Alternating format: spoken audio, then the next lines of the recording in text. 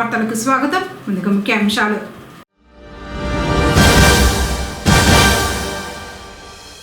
ఉపాధి హామీ పథకాన్ని నిర్వీర్యం చేసే కుట్ర బీజేపీ చేస్తోంది. పరిరక్షణ యాత్రలో ఏపీసీసీ అధ్యక్షురాలు వైఎస్ షర్మిల.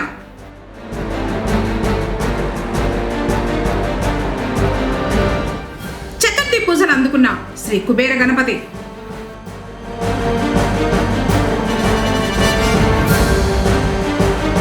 జిల్లా పోలీసు నూతన కార్యాలయ భవన నిర్మాణానికి 1 లక్ష రూపాయలు వితరణ. వార్తలోని వివరాలు. ప్రధానమంత్రి శ్రమయోగి మాన్ధన్ మరియు ప్రధానమంత్రి లఘు వ్యాపారి మాన్ధన్ పథకాలపై విస్తృతంగా అవగాహన కార్యక్రమాలు నిర్వహించాలని చిత్తూరు జిల్లా డిఆర్ఓ మోహన్ కుమార్ పేర్కొన్నారు. గురువారం స్థానిక కలెక్టరేట్లోని డిఆర్ఓ ఛాంబర్ నందు జిల్లా కార్మిక శాఖ ఆధ్వర్యంలో అసంఘటిత కార్మికుల సాంఘిక భద్రతా చట్టంపై 2 పథకాల అమలుపై సమీక్షా సమావేశం నిర్వహించారు. ఈ కార్యక్రమంలో లేబర్ అసిస్టెంట్ కమిషనర్ ఓహెచ్ ఆలోచన తదితరులు పాల్గొన్నారు. ఈ సందర్భంగా డిఆర్ఓ మాట్లాడుతూ అసంఘటిత కార్మికులకు భారత ప్రభుత్వం ఎన్నో పథకాలు ప్రవేశపెడుతూ ఉన్నదని, వాటిపై విస్తృతంగా ప్రజల్లో అవగాహన కార్యక్రమాలు నిర్వహించాలని ఆదేశించారు. ప్రధానమంత్రి శ్రమయోగి మాన్ధన్ ఈ పథకానికి అర్హులు. పింఛను పథకానికి వీధుల్లో బండ్లపై అమ్మేవారు, రిక్షా కార్మికులు, భవన నిర్మాణ కార్మికులు, వ్యవసాయ కూలీలు, మధ్యాహ్నం భోజన పనివారు, బీడీ పనివారు, ఇటుక బట్టి పనివారు, చేనేత పనివారు, చర్మకారులు మరియు ఇళ్లలో పనిచేసేవారు అయినటువంటి అసంఘటిత కార్మికులందరూ ఈ పథకానికి అర్హులే అన్నారు. నెలవారీ ఆదాయం 15,000 రూపాయల లోపు కలిగి ఉన్న వారందరూ అర్హులన్నారు. 18 నుంచి 40 సంవత్సరాల లోపు వారు ఈ పథకంలో చేరడానికి అర్హులు. ప్రధానమంత్రి లఘు వ్యాపారి మాన్ధన్ ఈ పింఛను పథకానికి స్వయం ఉపాధిదారులు, దుకాణ యజమానులు, రీటైల్ వ్యాపారులు, రైస్ మిల్లు యజమానులు, ఆయిల్ మిల్లు యజమానులు, కమిషన్ ఏజెంట్లు, రియల్ ఎస్టేట్ బ్రోకర్స్, చిన్న హోటల్ యజమానులు, హోటల్స్, రెస్టారెంట్ వంటి ఇతర లఘు వ్యాపారులు ఈ పథకానికి అర్హులన్నారు. బోయకొండ పరిసర ప్రాంతంలోని వికే రెసిడెన్సీ వెనుక వైపు రహస్యంగా కోడి పందాలు నిర్వహించారు. పక్కా సమాచారంతో డీఎస్పీ మహేంద్ర ఆధ్వర్యంలో ప్రత్యేక బృందం దాడులు చేసింది. డ్రోన్ కెమెరాతో వారిని గుర్తించారు. పందెం ఆడుతున్న 13 మందిని అరెస్టు చేశారు. నిందితుల నుంచి 6 కోళ్లు, 25,000 రూపాయలు, 11 వాహనాలు, 13 ఫోన్లు స్వాధీనం చేసుకున్నామని ఎస్ఐ నాగేశ్వరరావు తెలిపారు.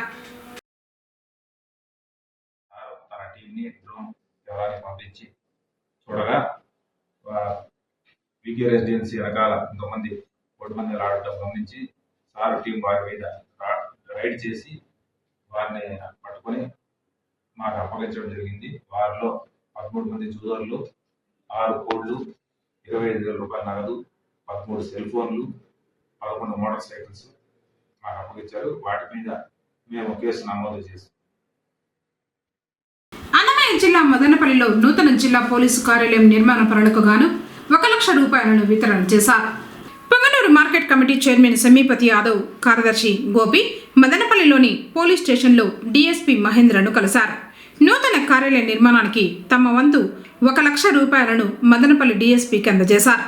ఈ సందర్భంగా వారికి డీఎస్పీ కృతజ్ఞతలు తెలిపారు. కార్యక్రమంలో పొంగనూరు సిఐ సుబ్బరాయుడు పాల్గొన్నారు. మనుషులను నుంచి గట్టెక్కించేది సంకటహర చతుర్దశి వ్రతం. విఘ్నాలను తొలగించే గణపతికి అత్యంత ప్రీతిపాత్రమైన తిథుల్లో ప్రధానమైంది చతుర్థి. మాఘమాసంలో వచ్చిన ఈ చతుర్థికి మరింత ప్రత్యేకత ఉందని పండితులు చెబుతున్నారు. సంకటహర చతుర్దశి పర్వదినం సందర్భంగా గురువారం పొంగనూరులోని గణనాథుని ఆలయాలు భక్తులతో కిక్కిరిశాయి. ఇందులో భాగంగానే స్థానిక సంతగేటు వద్ద ఉన్న శ్రీ కుబేర గణపతి ఆలయంలో స్వామివారికి అర్చకులు గంధం, విభూతితో పాటు పంచామృతాలతో అభిషేకించి వివిధ పుష్పాలతో ప్రత్యేకంగా అలంకరించారు. భక్తులు కుబేర గణపతిని దర్శించుకుని పూజలు నిర్వహించారు.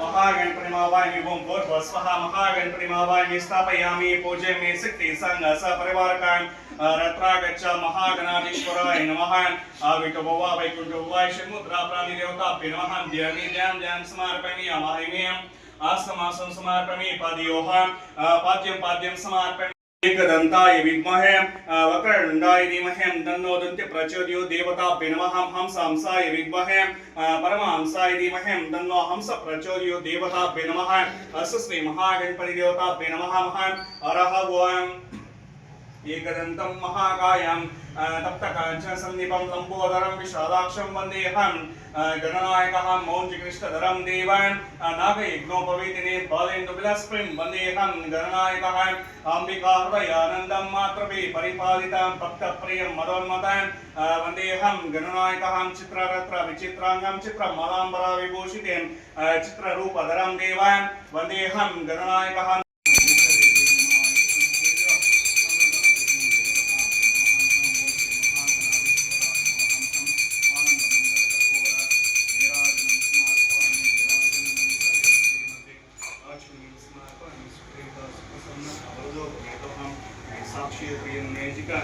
विष्णु जी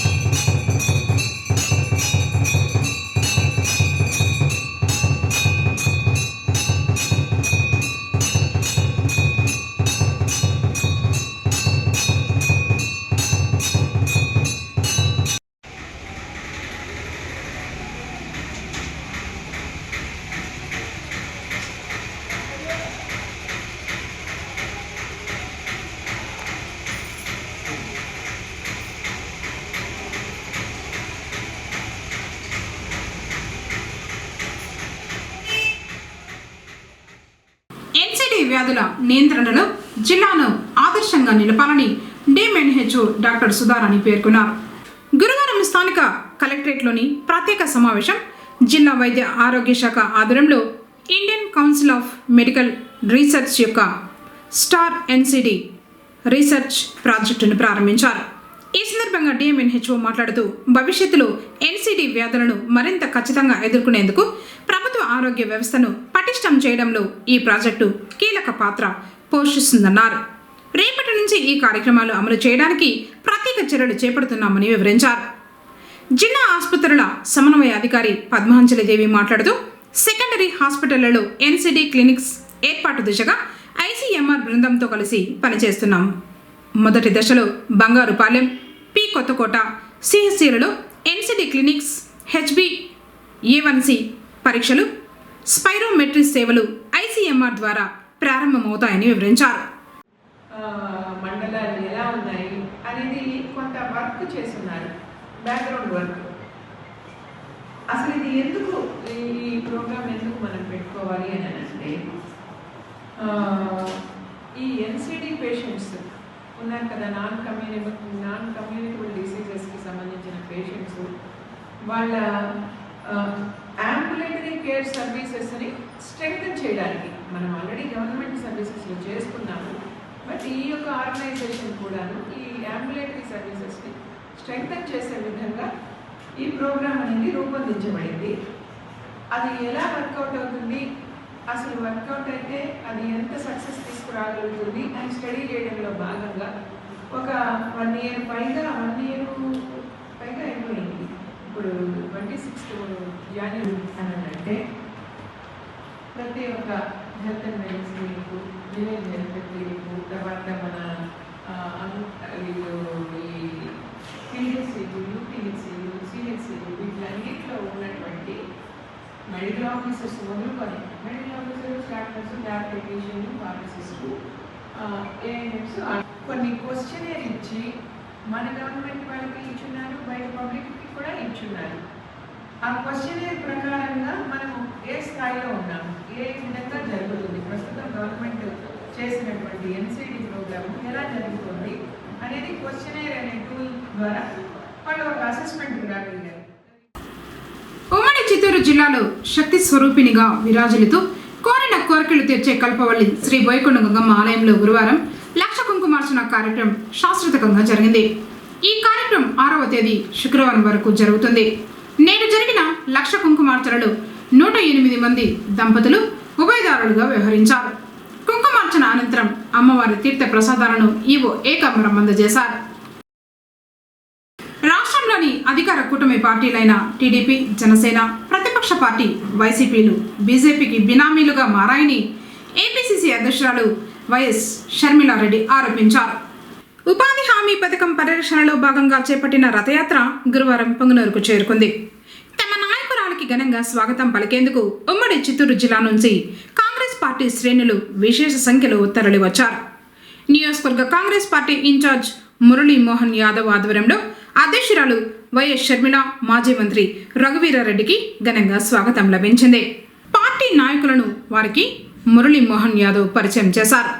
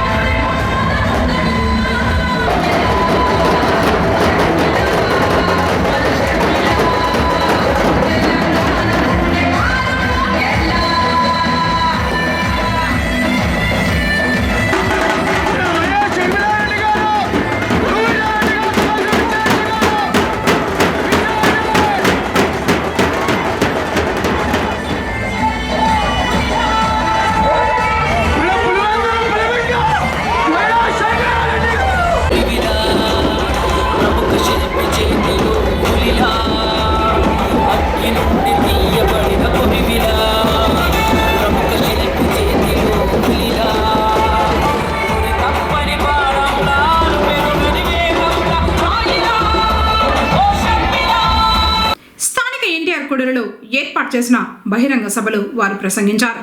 దివంగత ముఖ్యమంత్రి వైఎస్ రాజశేఖర రెడ్డి పేదల ఆకలి తీర్చడానికి కరువు పనిగా ఈ పథకం మొదలైందన్నారు.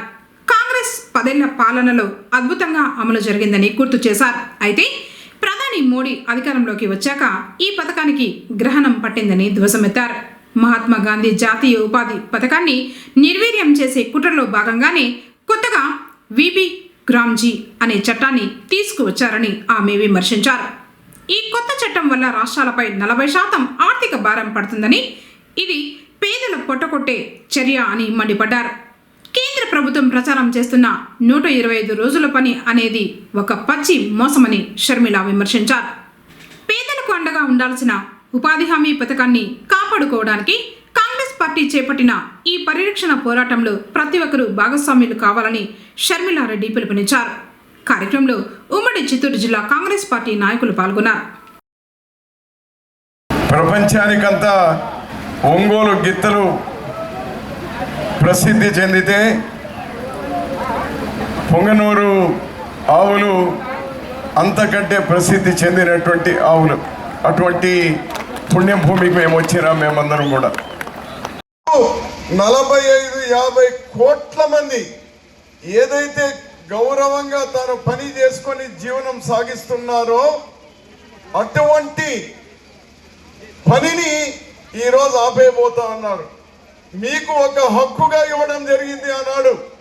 సోనియా గాంధీ గారు, మన్మోహన్ సింగ్ గారు, రాజశేఖర్ రెడ్డి గారు మీకు ఒక పనికి హక్కుగా ఇచ్చినారు. అది మీ హక్కు. మీ పని ఇవ్వకుండా పోతే వారికి ఉద్యోగం ఊడుతుంది. ఆ హక్కుగా ఇచ్చినటువంటి దాన్ని విషయాలన్నీ మా అధ్యక్షురాలు చెప్తారు. నేను ఎక్కువ విషయాలు చెప్పకుండా ఆ హక్కుగా ఉన్నదాన్ని తీసివేయడం. మనకు జాతిపిత ఎవరు? అతని పేరు తీసి ఈరోజు 12 కోట్ల కుటుంబాలతో ఆడుకుంటా ఉన్నారు, వాళ్ళ జీవితాలతో ఆడుకుంటా ఉన్నారు. అందుకోసం బాధ్యత కలిగినటువంటి కాంగ్రెస్ పార్టీ అధ్యక్షురాలుగా ఈరోజు ఎటువంటి పరిస్థితుల్లో మీకు దాని ద్వారా నష్టం జరగద్దు, మీకు ఈ హక్కును భద్రపరచాలి, అదేవిధంగా మీకు కొనసాగాలి అని ఈరోజు మా షర్మిలమ్మ ఈ యాత్రను చేపట్టింది. మనమందరం ఆమెకు అభినందనలు తెలియజేస్తామా?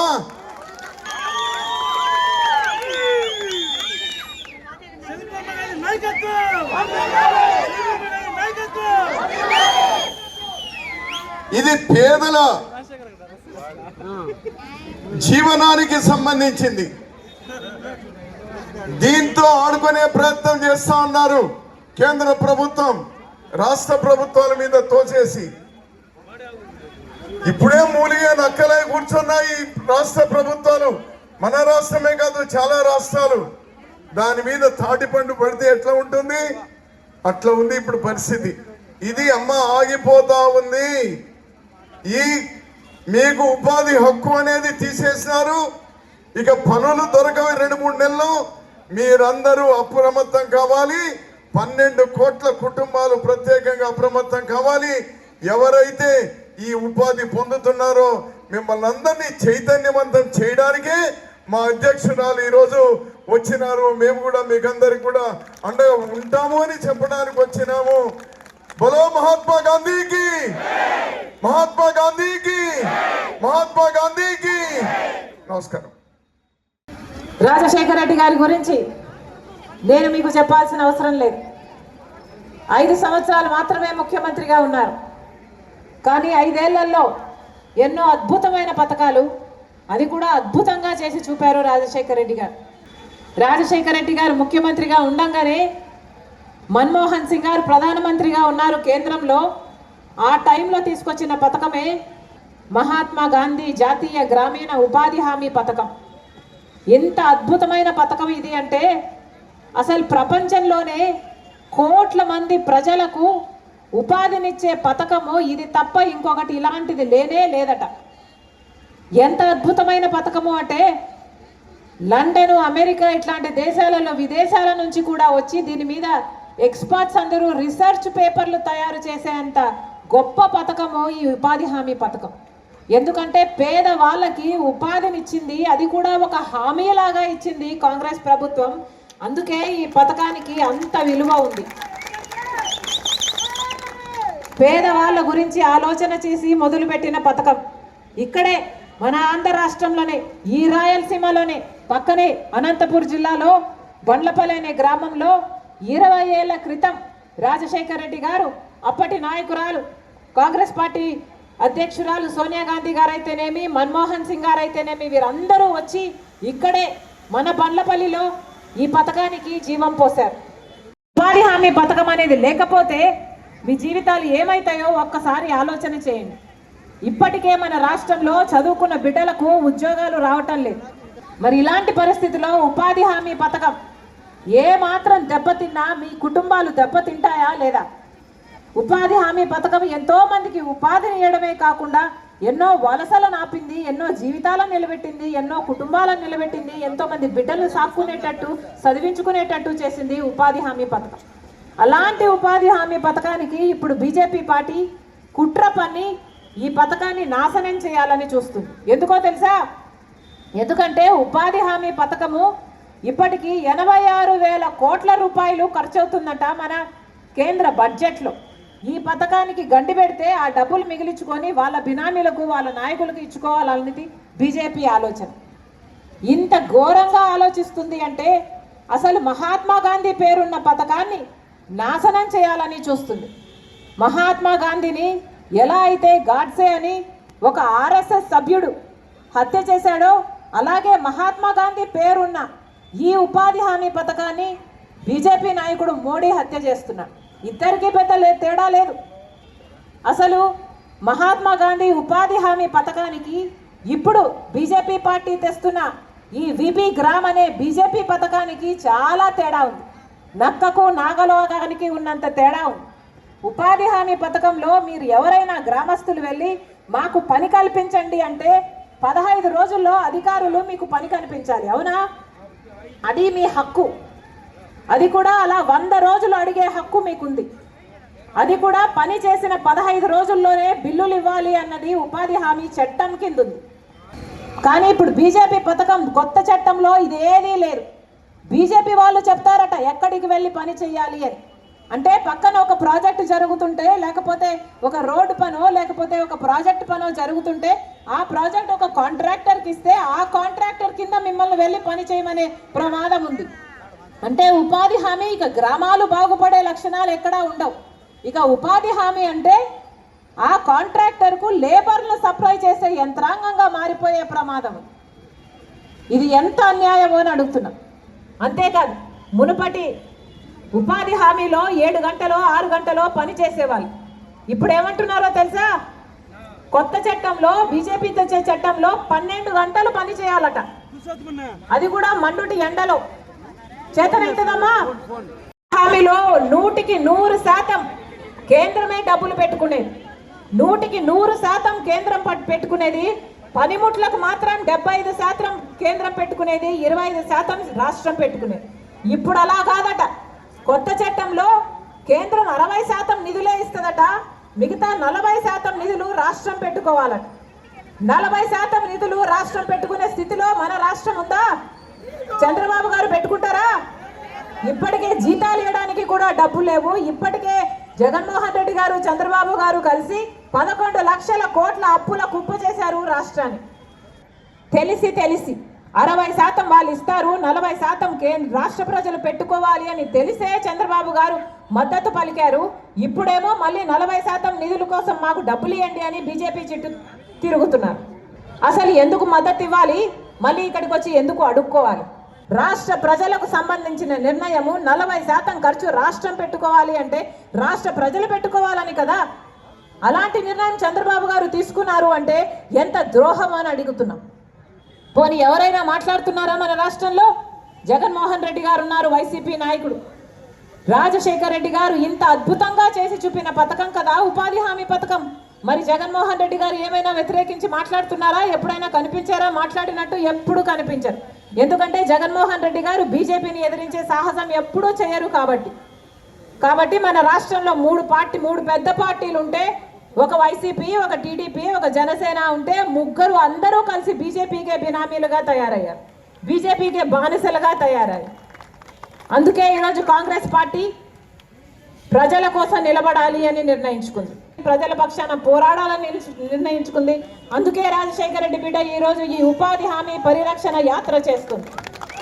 మీ అందరూ కూడా చెయ్యి కలిపి ఉపాధి హామీ పని పథకం మాకు పాతదే కావాలి అనేటట్టుగా మీ అందరూ కూడా నోరు విప్పుతేనే ఈ పథకానికి అంతో ఇంతో రక్షించుకోగలం. లేకపోతే బీజేపీ పార్టీ ఈ పథకాన్ని మొత్తానికే తీసేయాలనుకుంటుంది. ఆ రోజు రాజశేఖర రెడ్డి గారి నాయకత్వంలో మన రఘువీరారెడ్డి అన్న గారు మంత్రిగా ఉన్నప్పుడు మన కరువు రాష్ట్రమైనటువంటి కరువు జిల్లాలైనటువంటి అనంతపురం జిల్లాలో జాతీయ గ్రామీణ ఉపాధి హామీని ప్రారంభించడం జరిగింది. ఆ యొక్క పథకాన్ని అంత మహానేత వైఎస్ రాజశేఖర రెడ్డి గారు ప్రవేశపెట్టినటువంటి పథకాన్ని ఈరోజు తూట్లు పొడుస్తూ ఉంటే చూస్తూ ఊరుకోను, నా ప్రాణమైన పణంగా పెట్టి పేదల కోసం నిలబడతానని చెప్పేసి మన నాయకురాలు శర్మిలమ్మ గారు ఈ యొక్క యాత్రని మన కోసం, పేదల కోసం, అన్నం లేనటువంటి అలమటించే ఆకలిగా ఉన్న బిడ్డల కోసం, మీ అందరి కోసం మన అమ్మ రథయాత్ర చేస్తా ఉంది, ఉపాధి హామీ పరిరక్షణ యాత్ర చేస్తా ఉంది. మీరందరూ కూడా మీ ఇంట్లో మీ బిడ్డలకి, మీ పిల్లలకి అందరికీ కూడా పోయి చెప్పాలా, మన అమ్మ, మన నాయకురాలు శర్మిలమ్మ రథయాత్ర చేపడతా ఉంది. దీని అందరికీ కూడా మద్దతుగా మనం నిలవాలా. ఈ రాష్ట్రంలో, ఈ దేశంలో ఈ యొక్క బీజేపీ ప్రభుత్వం, పేదల వ్యతిరేక ప్రభుత్వానికి మనం అందరూ కూడా వ్యతిరేకంగా పనిచేయాలని చెప్పేసి సందర్భంగా తెలియజేస్తూ, శర్మిలమ్మ గారి నాయకత్వం, శర్మిలమ్మ గారి నాయకత్వం. నిప్పులాంటిది నిజం, నీకున్న సంకల్పమది నిజం.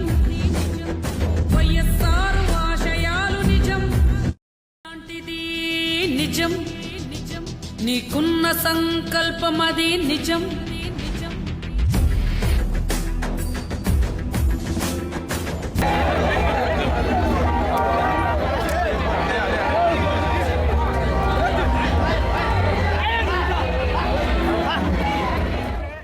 వార్తలు ముగించే ముందు ముఖ్యాంశాలు మరోసారి.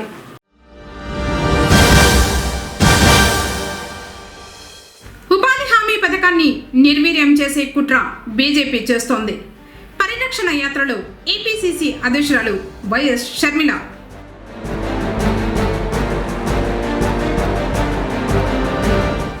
చతుర్థి పూజలు అందుకున్న శ్రీ కుబేర గణపతి.